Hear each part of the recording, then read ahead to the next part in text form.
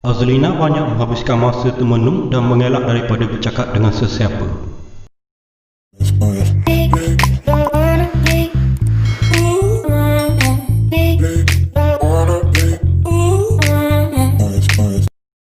Sebuah keluarga pada umumnya akan melindungi anggota keluarga yang lain meskipun nyawa yang menjadi taruhan. Begitulah yang berlaku kepada Allahyarham Muhammad Syukri Hussein, 34 tahun, yang juga seorang anggota Jabatan Pengangkutan Jalan JPJ apabila dia menjadi mangsa bunuh kepada tunan adik perempuannya sendiri. Pada 16 Oktober 2016, negara kita dikejutkan dengan satu kes bunuh kejam di mana seorang lelaki sanggup menikam bakal abang iparnya sebanyak 6 kali sehingga mati. Suspek iaitu Muhammad Hafiz Muhammad, 29 tahun, dari Kampung Balok, Mane, Kuala Terengganu, telah menikam Muhammad Syukri dengan 6 tikaman di bahagian leher dan dada kiri dengan menggunakan pisau. Akibat dari serangan itu, mangsa mati di tempat kejadian. Punca kepada kebalahan ini adalah kerana mangsa yang begitu melindungi adik perempuannya telah menyoal tentang status perkahwinan suspek. Kerana Syukri percaya yang suspek telah berkahwin dan masih lagi berstatus suami orang.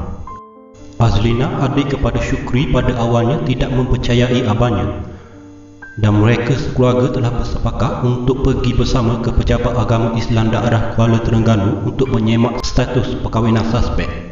Di sinilah tembelang suspek telah terbongkar apabila semakan dibuat. Suspek iaitu Hafiz sebenarnya pernah berkahwin, malah telah pun beristeri 2. Mereka sekeluarga berada di situ terkejut kerana suspek bermatian mengatakan yang dia sebenarnya masih bujang.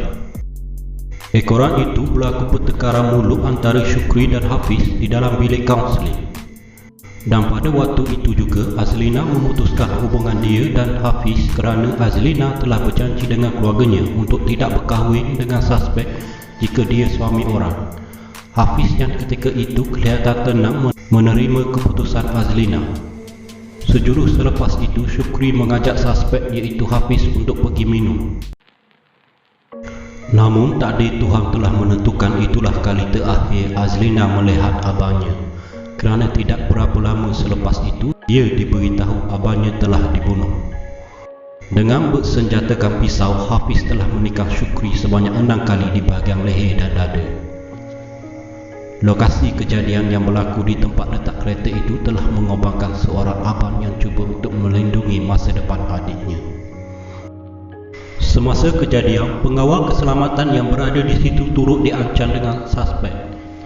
Selepas Syukri terbaring tidak sedarkan diri, Hafiz telah melarikan diri dengan dibantu rakannya dengan sebuah kereta Honda berwarna merah dan meninggalkan lokasi kejadian.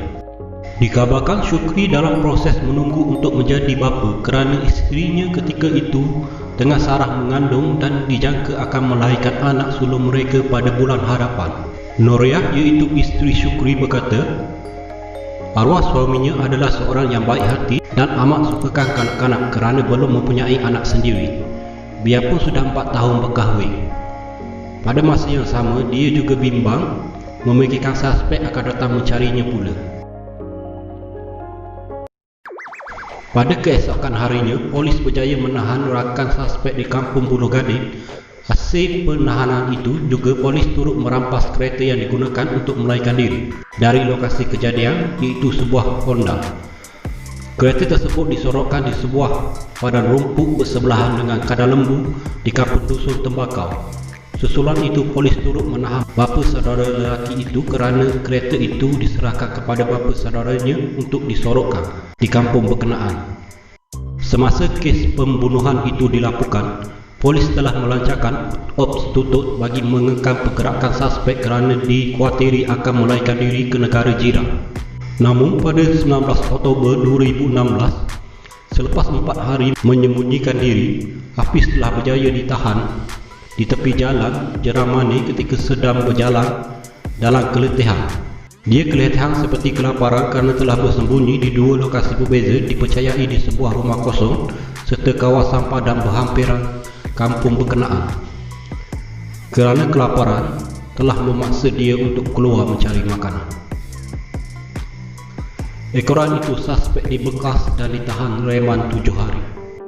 Pada Ogos 2019, selepas melalui pembicaraan terakhir, suspek Muhammad Hafiz Muhammad telah dijatuhkan hukuman gantung sampai mati setelah didapati bersalah membunuh Muhammad Syukri Hussein 3 tahun lalu.